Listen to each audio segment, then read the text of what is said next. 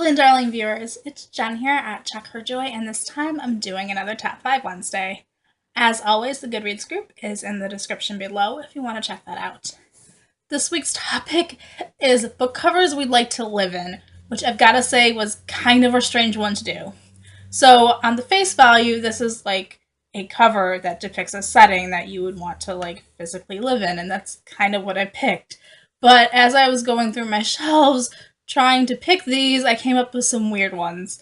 And I've got to say, the strangest one on my shelves was this Black Widow Volume 3 Last Days, where it's Black Widow's face, and the thought just popped into my head, like, what would it be like to live in Black Widow's eye? Not to be Black Widow herself, but, like, be a miniature person living in her eye, just observing.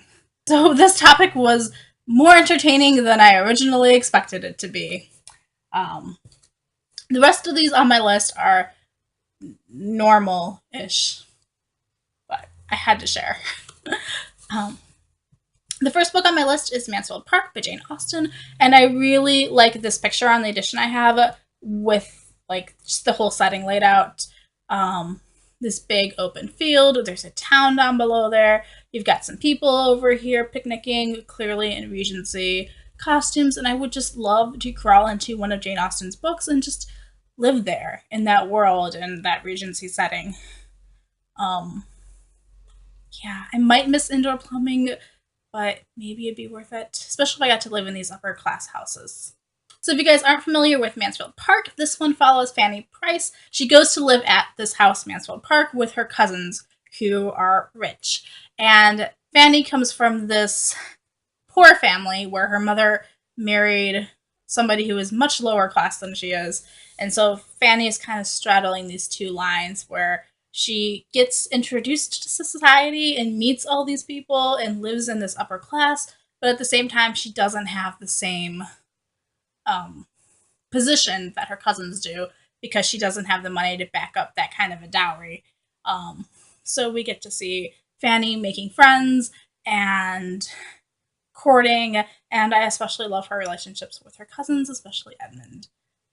This is one of my favorite Jane Austen novels, by the way, this one and Emma, so I love it. The next book on my list is Murder in an Irish Village by Carleen O'Connor. This is a murder mystery set in this Irish village, and I love how pretty and colorful this small town is.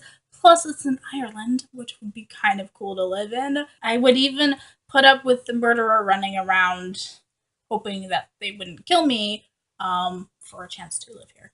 So this book focuses on Siobhan O'Sullivan and her 5 siblings, and Siobhan discovers this dead body in the bistro that she and her siblings own and run. And the fact that the body's there and the fact that this is the brother of the guy who killed their parents looks awfully suspicious, especially when her older brother James was fighting with this guy the night before and can't remember what he was doing. So Siobhan starts out trying to prove her brother's innocence by trying to track down the actual killer, and it's interesting and it's fun, and I really love the relationships and the way this community works together. And it was also a little bit shocking and surprising, and I really love the relationship between Siobhan and the local police officer, Garda MacDara. So I love it.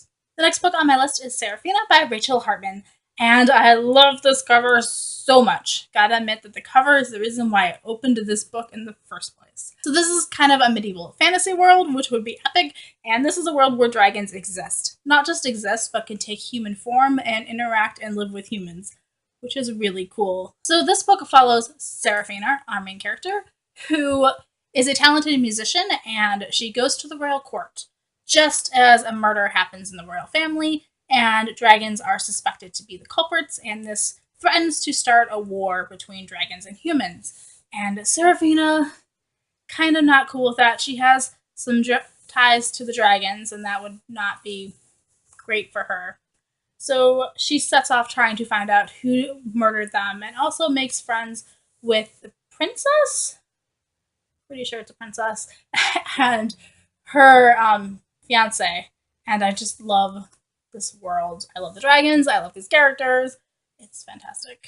Okay, the next book on my list is Harry Potter and the Sorcerer's Stone by J.K. Rowling. Because obviously this cover is Hogwarts. I mean, we've got the castle in the background, forbidden forest out here. Clearly, these columns are somewhere on the grounds of Hogwarts while Harry's trying to play Quidditch. And I just want to live at Hogwarts, please.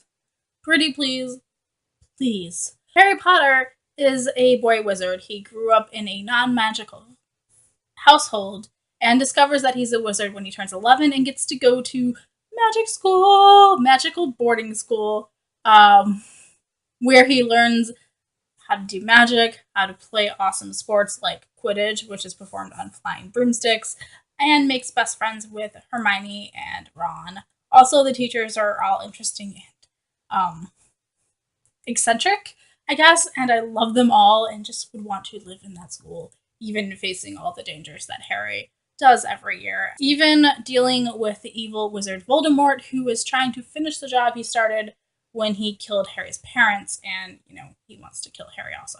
So the last book I picked is Doctor Who and an Unearthly Child by Terrance. This is a novelization of the first Doctor Who story, An Unearthly Child. And I picked this one because it has the TARDIS on the cover, honestly. I couldn't find a book cover with the TARDIS interior in it, so I picked the TARDIS exterior. But honestly, I would just want to live in the TARDIS. You could seriously just set me up in the library and I would be good. If you guys don't know what Doctor Who is, the Doctor is a time-traveling alien, and the TARDIS is his spaceship that can go anywhere in time and space.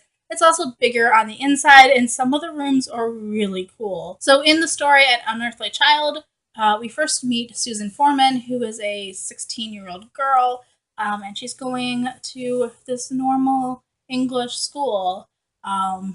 Except Susan seems to know a lot about, science and history and things that her classmates don't know a lot about, but then doesn't know much about normal human things like how English currency works and who's the prime minister. And her teachers are perplexed by this and decide to find out what's going on with Susan and follow her home one day to talk to her family. What they discover is that Susan's actually living in this blue police box in the middle of a junkyard, and her grandfather and her are both time-traveling aliens.